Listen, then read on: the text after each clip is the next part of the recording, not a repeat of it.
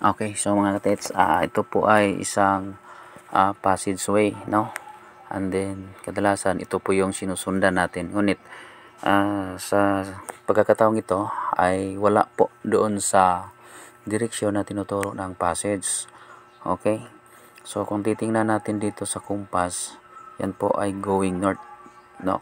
Ngunit, wala po tayong matamaan dyan na mayroong ka-coordinate na markings.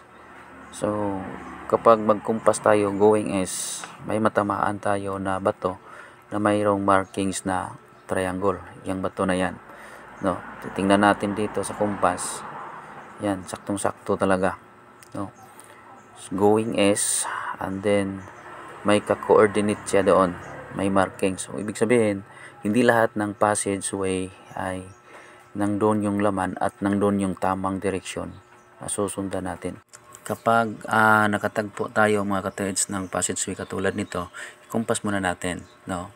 Tapos kunin natin yung tumama ba siya sa nakasinter ba siya sa 4 trigrams.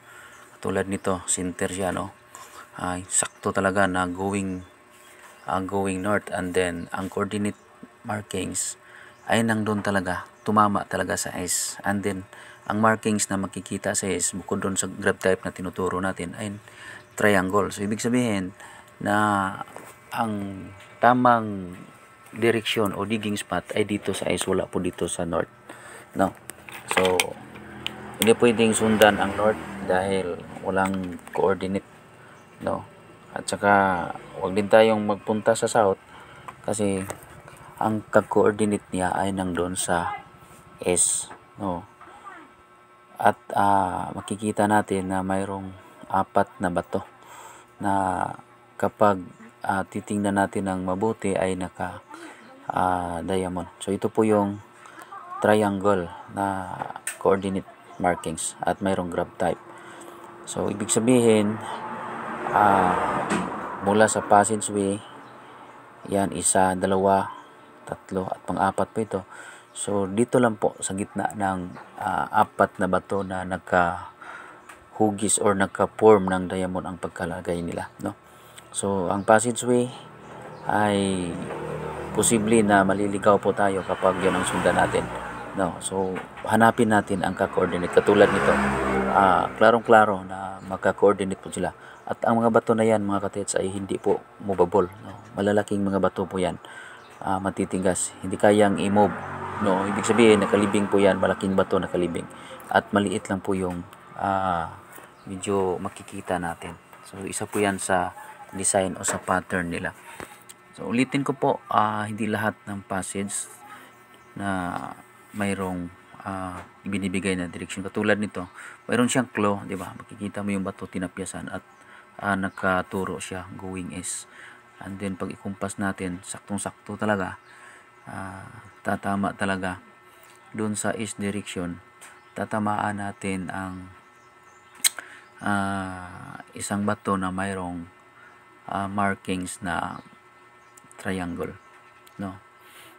Yan po, isang triangle and then isang graph type na ibig sabihin di ka na lalagpas dyan, no? Di ka na lalagpas.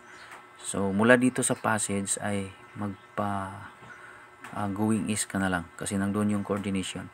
So nakadepende na rin yan sa coordinate markings. Katulad yan, ang coordinate markings ay graph type. So ibig sabihin atras ka lang ng konti, at itong passageway ay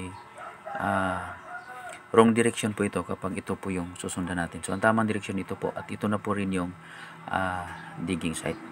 Okay, so hanggang dito na lang mga katits, no? Sana mayroon po tayong na-share sa inyo at mayroon kayong nakuhang idea dito, no? So kailangan yung passageway ay tatama po yan, either sa 45 degree tatama, or katulad nito tatama siya sa north south alignment, or tatama siya sa east-west alignment.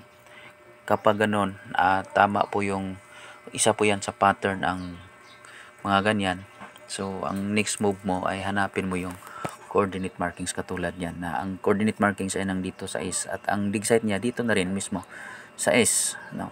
Kasi ang coordinate markings niya ay grab type. Huwag ka nang lalayo at huwag kang lalayo dito sa passageway. And then ang passageway ay blanco na po yan. Huwag na nating sundan. At dito tayo sa S na mayroong mga bato na malaki na 4 na bato na nakahugis diamond. Ito yung dig site mga katets. So hanggang dito na lang po. Maraming salamat. Bye bye and God bless.